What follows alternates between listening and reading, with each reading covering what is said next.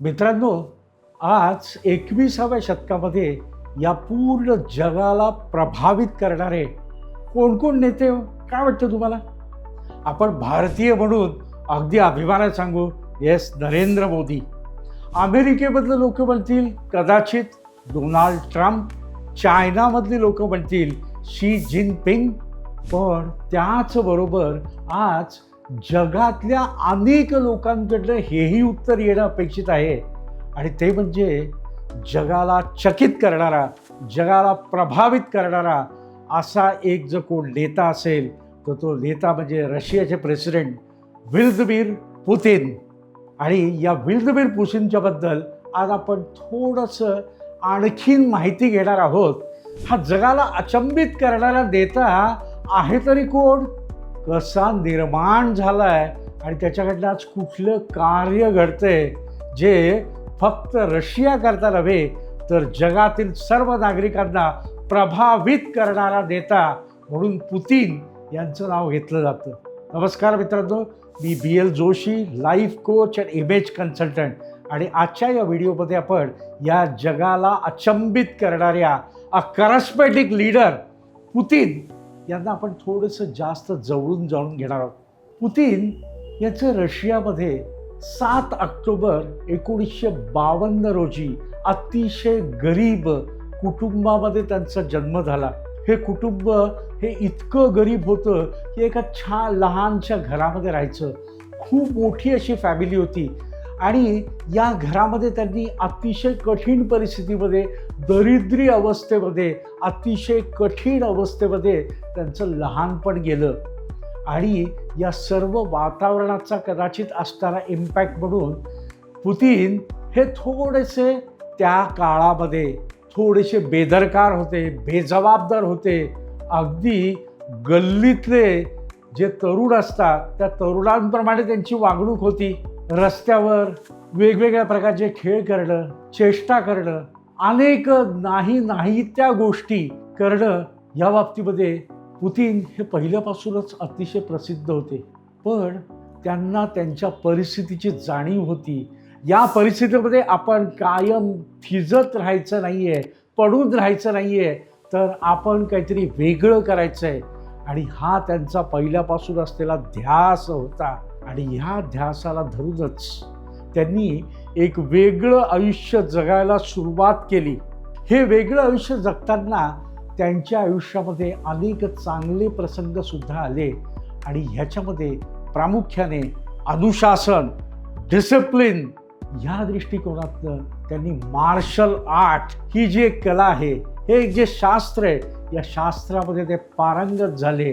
आणि तिथला जो हायेस्ट ऑनर होता, हा ऑनर त्यांनी स्वतः अवगत केला. या मार्शल आर्ट्सच्या बरोबरच रशियामधलं जे ट्रॅडिशनल आणि कन्व्हेन्शनल त्यांचा जो स्पोर्ट्स आहे, ज्याला सॅम्बो स्पोर्ट्स म्हणतात, या स्पोर्ट्सवर त्यांनी खऱ्या अर्थाने मास्टरी मिळवली. आज मार्शल आर्ट आणि सॅम्बो ह्याच्यावर मास्टरी मिळवल्यानंतर पुतिन हे शारीरिकदृष्ट्या अतिशय सबल, दृढ तर झालेच, पण या खेळाच्या माध्यमातून त्यांना मानसिक आरोग्य, मानसिक कठोरता ही सुद्धा खूप मोठ्या प्रमाणावर ॲक्वायर करता आली. He become fit, like a physical fit and mental fit. आणि त्यांच्या आयुष्याला एक डिसिप्लिन लाईफ अशा प्रकारचं एक निश्चितपणे वळण लागलं. हे करत असताना त्यांनी अभ्यास सोडला नाही. त्यांनी ग्रॅज्युएशन कंप्लीट केलं. ग्रॅज्युएशन कंप्लीट केल्यानंतर त्यांनी वकिलीचा अभ्यास केला, लॉचा स्टडी केला. पण हा लॉचा स्टडी करत असताना त्यांना एक सर्वसामान्य वकील व्हायचं नव्हतं, तर त्यांना वेगळं काहीतरी करून दाखवायचं होतं. कारण त्यावेळेला रशियाचं विघटन झालेलं होतं. रशियामधली अवस्था ही अतिशय भयावह अवस्था होती. तिथे भूकमारी, तिथं असलेलं करप्शन, तिथं असलेलं एकंदरीत सगळं वातावरण हे इतकं भयानक होतं की रशियामध्ये राहणाऱ्या लोकांना हे खूप मोठं चॅलेंज वाटत होतं. आणि त्यांनी असं ठरवलं की हे जो आहे, हे वातावरण आहे, हे वातावरण बदलायला पाहिजे. हे कोणी बदलायला पाहिजे? त्यांनी तर करतीलच, पण आज मी याच्याकरता माझं योगदान काय देऊ शकेल, हा कायम विचार त्यांच्या डोक्यामध्ये होता. आणि मला रशियाला सर्वोत्तम बनवायचं आहे, जगामध्ये एक सामर्थ्यवान देश म्हणून, एक ताकदवान देश म्हणून आज आम्हाला उभा करायचा आहे, हे कायम त्यांच्या मनामध्ये स्वप्न होतं. आज त्यांनी त्याच्यामध्ये लॉयर झाल्यानंतर त्यांनी KGB ही जी एक रशियामधली जी एक गुप्तहेर संघटना आहे, या संघटनेमध्ये त्यांनी प्रवेश केला. त्यांनी त्याच्यामध्ये नोकरी स्वीकारली आणि हे गुप्तहेर संघटनेचं काम करत असताना त्यांची मानसिक कठोरता, शारीरिक कठोरता ही आणखीन खऱ्या अर्थाने पणाला लागली. आपल्याला माहिती आहे की आज खेर क्षेत्रामध्ये काम करणं ही अगदी केवढी मोठी जोखीम असते. केवढ्या मोठ्या जोखमीचं काम करावं लागतं आपल्या देशाकरता. आपलं स्वत्व, आपलं कुटुंब, आपला फायदा, आपला भौतिक फायदा, या सगळ्या गोष्टी बाजूला होऊन या माझ्या देशाकरता असलेलं कॉन्ट्रीब्युशन, देशाच्या सीमा सुरक्षित राहण्याकरता असलेलं कॉन्ट्रीब्युशन, या देशाची प्रगती व्हावी म्हणून कायम असणारं योगदान, हे त्यांनी KGBमधलं खऱ्या अर्थाने शिकले. ते आज या KGBमध्ये काम करत असताना त्यांना समोरच्या व्यक्तीची चाल काय असायला पाहिजे, बुद्धिबळाचा जेव्हा आपण विचार करतो त्यावेळेला प्रत्येक जण हा एकमेकांच्या चालीचा अंदाज घेत असतो की समोरचा माणूस कुठली चाल खेळणार आहे. त्याच्या पुढे जाऊन त्याच्या दुसरी, तिसरी, चौथी चाल कुठली असेल आणि त्याच्यावर मी कशा पद्धतीने मात करणार, कशा पद्धतीने चेकमेट करणार, याचं खरं शिक्षण हे त्यांना KGBमध्ये त्यांना मिळालं आणि त्यांची मानसिक कठोरता ही त्यातनं वाढली. आज आपण पुतीन यांच्याबद्दल विचार करताना प्रामुख्याने 3 गोष्टी महत्त्वाच्या वाटतात की आज ते जगातलं एक प्रभावी व्यक्तिमत्व का झालं. याला पहिली गोष्ट म्हणजे ती एक मानसिक शक्ती किंवा मानसिक सुदृढता, हा त्यातला सगळ्यात पहिला महत्त्वाचा भाग आहे. दुसरं स्ट्रॅटेजिक थिंकिंग आणि निर्णायक फैसले. आज एखादा निर्णय घेत असताना लोक काय म्हणतील, लोकांना काय वाटेल, हा कुठलाही न विचार करता दूरदृष्टीने विचार करून माझ्या देशाचं कल्याण कशामध्ये होईल ह्याचा विचार करून त्यांनी निर्णय घेतले. ते प्रामुख्याने 3 गोष्टी ह्या त्यांच्या आयुष्यातल्या सगळ्यात महत्त्वाच्या असलेल्या गोष्टी आहेत. आज लिडरशिप करत असताना पुतीन यांना अनेक लोकांनी आलोचना केली, अनेक लोकांनी प्रशंसा केली, पण कोणी प्रशंसा करते म्हणून किंवा कोणी आलोचना करते म्हणून ते त्यांच्या मताला बळी कधीच पडले नाही.